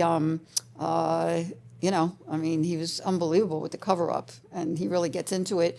And we have a pilot that worked with flares in Vietnam, and commercial pilot who saw one of the craft, and talks about why it couldn't possibly be flares, as well as the coincidences, if you want to hear them. Talk about coincidences. Do you want to hear them? Yeah, sure. Okay. Number one, on March 13th, 1997, there was a satellite that was built in Chandler, Arizona, that detected incoming missiles that went dead that night. I got that through Village Labs because they called them to tell them. Okay. There was an article in Scientific America months later in August 97 that described strange gamma rays coming into our atmosphere. Didn't talk about the Phoenix Lights, but talked about these strange gamma rays that came into our atmosphere on March 1997. Okay. And then, as well, that was President Clinton, Bill Clinton, was rushed out from Craig Norman, the golfer's house in Florida, to an undisclosed location. on March 13th, 1997, and they said that he fractured his knee. But for the life of me, and if somebody can show me a picture, because he was a picture taker, I went to the library and went through, for hours. There is not one picture of him with any kind of knee thing. And also, supposedly, we went to DEFCON 3. Now, again, this is speculation. I don't know. This is what I heard. But those were the coincidences on March 13th, 1997, which is interesting. That's crazy. You mentioned, and I didn't hear this at all in any of my looking through this, but you mentioned there are some witnesses that actually saw physical beings in the craft. Did anybody ever make a picture, describe these? Is there anything more out there besides just, hey, I saw something? In our study, our Phoenix Lights scientific experiencer study, which blew me away. Again, this is inside information right now, but I'll give you a little taste, and I won't say what the percentage is, but unbeknownst to us until we looked at the data, there were a number of people that had experiences with Phoenix Lights on March 13th or similar phenomena worldwide that have been taken aboard a craft and seeing beings. Now, this was totally not under hypnosis, not sleep paralysis. This is like I'm looking at you right now. And in real time, they saw different kinds of beings. Now, a lot of them felt that these orbs, just like Native Americans, that there's an intelligence in there somehow, that the orbs are intelligent, and felt a connection to the orbs and got telepathic messages, not to worry, they're not here to harm us. And others actually saw beings, okay? Saw light beings, saw actually ghosts, okay? So it opens up a doorway to something when people have an unexplained phenomenon up experience that makes people more susceptible to having other experiences with similar phenomena and also seeing beings if they're open to it. And that's another thing with CE5 you mentioned. When I first met Dr. Greer, and again, there were only a handful of people that I met before I came forward in 2004, 7 years later. And he was one of them because he happened to be in Sedona with a group doing CE5. And one of them is in our documentary, in fact, one of the witnesses. And they were saying that they would go out into the desert and meditate. This is part of CE5, just meditate, to invite these phenomena in. And there's other people worldwide that do this, by the way, and that do bring them in. Like there could be people with them that suddenly there's a UFO and they start taking pictures. Other people that don't see them at all. By the way, if you close your mind to this, and like I said, different people come from different backgrounds and some people can't deal with this or don't want to, you're not going to have these experiences. Being open is really the first step, okay? But as soon as like crafts could show up in Sedona, and I was told this, and as soon as somebody in the group was fearful, it would disappear. So there's some kind of a communication there of being open and positive. And I do believe in positive and negative energies. Okay, I've seen it in medicine where negative people have made themselves sick. It's like a pebble in the pond. Okay, your energies really are much further reaching than, like you said, we're not being told a lot of stuff. Well, that's one of them. We have energies that emanate from us when we're positive or negative. And I've seen in medicine where somebody in the household is just as negative as can be. And not only do they get sick, but their partner gets really sick too. Okay. And I've seen the opposite where people that are positive, and my mom is one of them. I mean, they gave her 6 months to live after she was diagnosed with colon cancer, and they closed her up. They didn't even, it was already in the liver. And we brought her out here. I had Pac-Man at the early 80s eating up the cancer cells and just meditating and positive thinking. And she went into remission for 7 years. So I've seen it in my own family and in medicine as well. Yeah, I agree with that for sure. Second to last question. We are getting low on time. Okay. We talked a little bit about a cover up. That's a strong word. I think if I was the military and if there was something in my skies that I'm supposed to be protecting, I'd want to make sure that I do whatever I can to calm people. So they scrambled two F-15s from, I think that's pretty well documented. Are there anybody from that you know from that era that were part of that operation, whether they sent up to drop the flares or to send out the F-15s that have come forward since then that we have documentation Not to me. I've tried. Now, supposedly Jim Delatoso, who's the main investigator with Michael Tanner, does know some of the pilots and the generals that were involved with that, but they won't come forward. They won't come forward. Number one. Number two, I did in her little shares on the share page. I was contacted by the weather person that was on that night at Luke Air Force Base. And they said they didn't get any calls. But there were people that actually got the number to the National UFO Reporting Center from Luke Air Force Base. She got so many calls that she went outside and looked, and she saw one of the craft or the lights or whatever. And she describes it on the share page on the Phoenix Lights Network website. But that's as far as I've gotten. Again, I tried my hardest to find somebody in Maryland that was there. Yeah. And they wouldn't even put the PR person on the phone. Oh, we can't talk to you. I said, why? I just want to confer and whatever. No, he can't talk to you. Okay. And you said so that all the witness accounts are documented in some MUFON. I think that's what you said. All the witnesses that have come forward about this, there's record of them. Well, there's record. There's MUFON record. So you can basically go to the MUFON site. National Reporting Center. National Reporting Center. Yes, okay, that's a biggie. Okay. Yeah, MUFON did some. Okay. But National UFO Reporting Center in Seattle, Washington, and you just go online and look up Phoenix Lights, and you'll be amazed. There's just all the documents. We're still reporting them. I mean, really? still seeing them. Oh yeah. I mean, I get reports all the time from people. In fact, in 2019, I was on my phone cell, and suddenly I get this thing. Are you seeing the lights out there? And I looked out the window, and I'm seeing two orbs, and in the same location, by the way. That's what's so interesting, where South Mountain and these areas intersect there.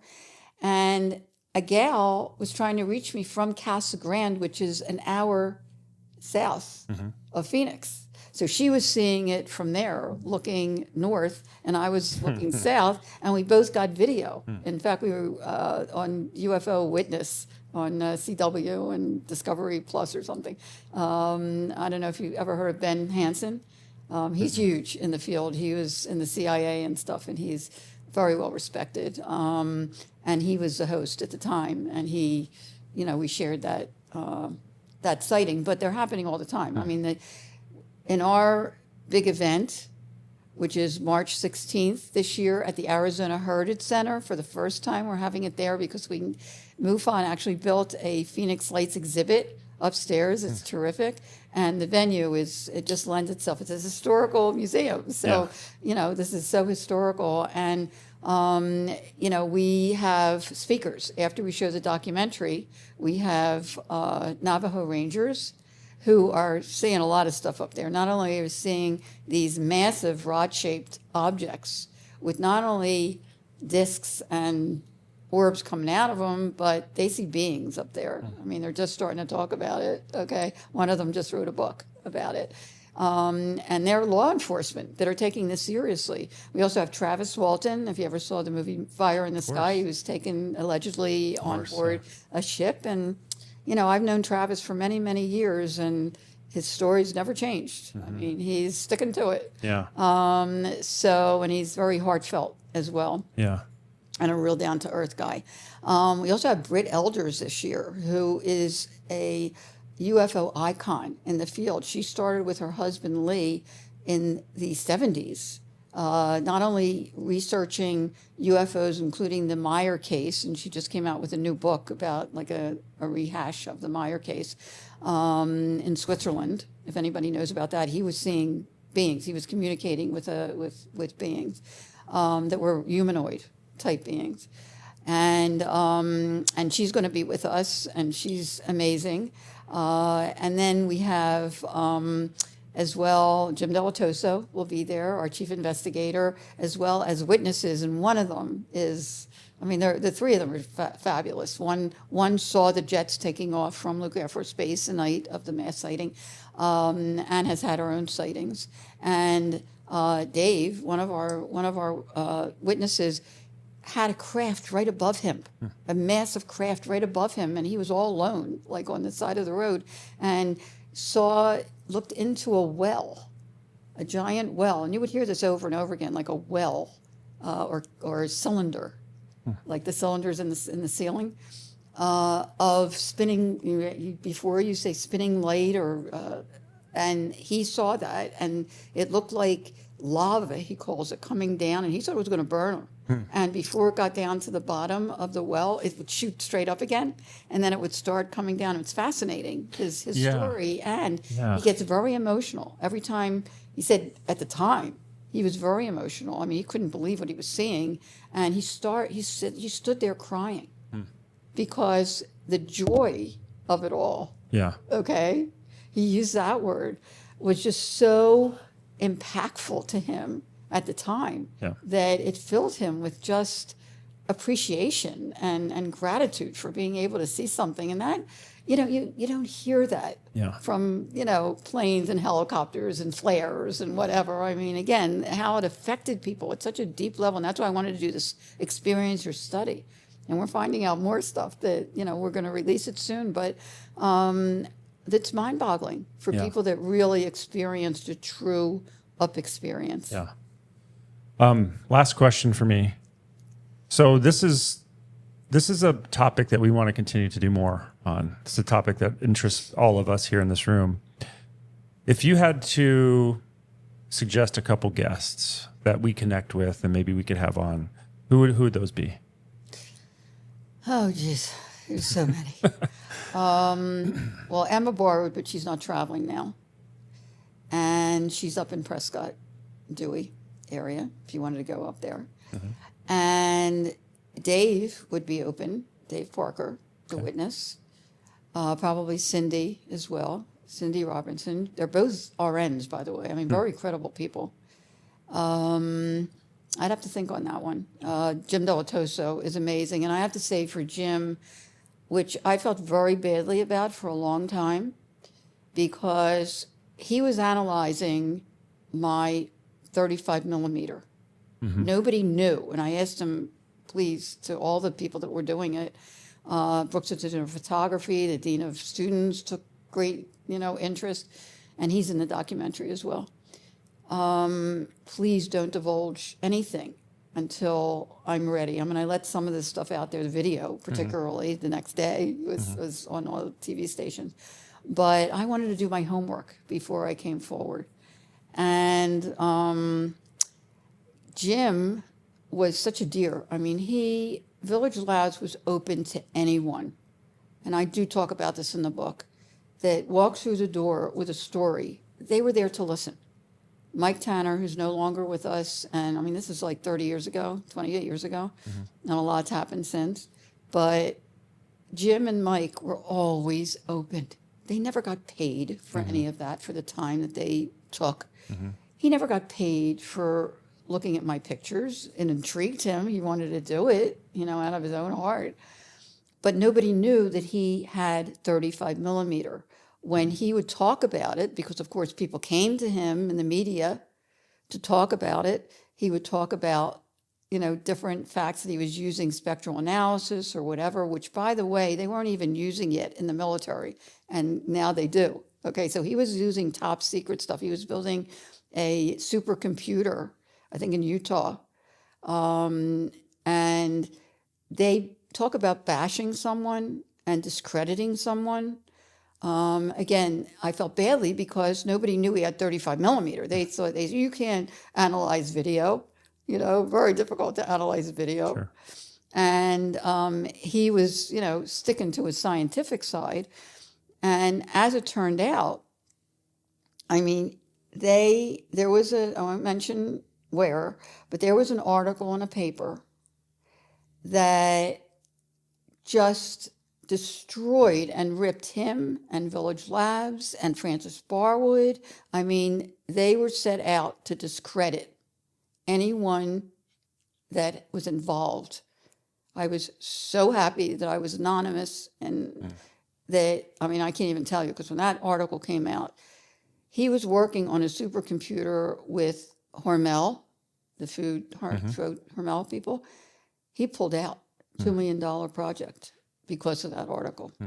And they ended up losing Village Labs, which to this day I feel so badly about, because, I don't know if it would have happened if people knew he was analyzing 35 millimeter, but the discrediting at the time was just rampant. I mean, like you said, cover up, whatever you want to call it. There were people out there that did not want this information out there. Yeah. And again, I don't like to go there because, I'm working at a grassroots level with the peeps, and that's my thing. The military and the government have a job to do, and whatever they need to do, I'm not a part of that. Okay. And if they need, as you said, to allay fear or to, come forward, and now there's whistleblowers that are amazing. I mean, I was on Tamron Hall daytime show with Ryan Graves, who was one of the Nimitz pilots. Oh, sure. Who Yeah, actually had the video of the Tic Tac. Tic Tac, yeah. And some of the others that are, and that's a biggie at the U.S. congressional hearings. There's now actually Congress people that, Hildebrand and Rubio and others that are, that want to know what's going on. There's a sense. Yeah. Yeah. And, unfortunately now, for whatever reason, they're being discredited. Yeah. You know what I mean? So there's some deeper force behind there. If they're, I don't go there. I don't know what it is. I don't know why it is. I don't know who's behind it. I don't know what these things are or who's behind them. Yeah. I just know that they are, and I have pictures to prove it. Yeah. And I've told the story as it unfolded today, and that's as far as I'll go. I mean, I hope one day we find out who's driving these things, and everybody will be forthright. For some reason, that's very hard. It's like baby steps happening. But at any rate, hopefully one day that will happen. Any last plugs before we wrap it up? Your website, your books? Thank you. Thank you, first of all, for letting me share, because just coming forward, I mean, that's the main thing. If I can't share it, then people don't know. So I really appreciate, and as you saw today, I mean, there's so much more to the story. Yes, just barely in the book. Like I said, I had a 750-page journal initially that I squeezed down to 230 pages. And when Simonton came forward, they wanted me to write another book. I said, no, you don't understand. That first book is priceless. I mean, every word is there for a reason, and it tells a story. I mean, I sat there for hours and hours transcribing TV programs, okay? Word for word, okay? It's very easy to do today. You could not do it that way then. And so every word is there for a reason. And I said, I will be happy to add chapters as the story unfolds. And now it's in its fourth print. So, we'll see what it holds. So the book, The Phoenix Lights, A Skeptic's Discovery That We Are Not Alone. Again, it's on Amazon, it's on Barnes & Noble and other, but Amazon is a great place to get it. And they also have the ebook, which has color pictures and live links, because I'm an educator, okay, for over 50 years on vital health issues. So how could I not share this vital issue? And I thought about it. I thought about just putting that 750-page journal in the drawer. And our younger son, the neurologist, was the only one that read it. He happened to be home for a month. And I said, I don't know what to do with this. What should I do? And I really respected his opinion. And he read it. He was the only one that read it. And he looked at me and said, Mom, you have to share this. It's too important not to share. And everything you've done has led up to this. And it's like, whoa, from the mouth of babes. I mean, I've been doing TV work and editing and doing my own video programs and everything since 76. So it's like, oh, geez, do I want to do this? And after much soul searching, I finally came forward in 2004 with the first edition. Yeah.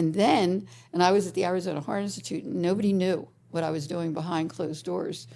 And when the book came out, I had a number of doctors and nurses come to me and pull me aside and said, thank you so much for coming forward.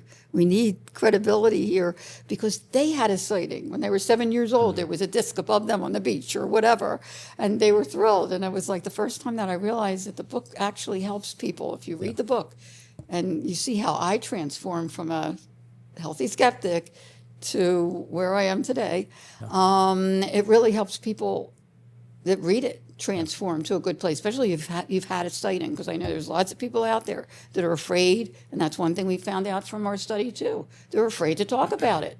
They're ostracized by their own families, okay? And then the documentary, which is the Phoenix Lights Beyond Top Secret. The first one was the Phoenix Lights We Are Not Alone, but it's streaming on Amazon and other places, and you can get the DVD with wonderful bonus features. And the only place you can get it now is through the website, Phoenix Lights Network website, thephoenixlights.net.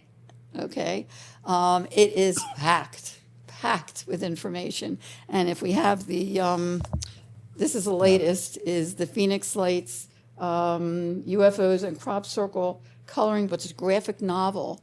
The Adventures of Sue FO, Field Observer, and Hugh FO. He's a little alien, and I work with Disney illustrators as well as teachers. It took 7 years to get this together. I was working on a curriculum, which is really difficult to get in school, so I thought, you know what? For the anniversary, I wanted to get something for everyone, for teachers, for parents, grandparents to do with their kids and grandkids. So it's for all ages. And we have the 10 different crafts to scale, as well as 80 crop circles and word puzzles and crossword puzzles and the answers. And this is also, there's a color version and there's a black and white version on Amazon. If people look at it, there's nothing like this out there. We have iconic pictures that are in here, as well as others from around the world. And yeah, it's 160 pages packed with information. It really is a collector's item. There's nothing like this out there. So I hope people take a peek at that. And this is the book, The Phoenix Lights, A Skeptics Discover with this. This is a real picture from 1 month after 9/11. There's the nighttime discs, if you want to call it that. And then we have the DVD as well. So so there's a lot to look at. And again, the website is free and is packed with information to explore and consider and decide for yourself. Well, Dr. Lynne Kitei, thank you so much for being here. We appreciate it. It's a pleasure. And I always say at the end, keep looking up.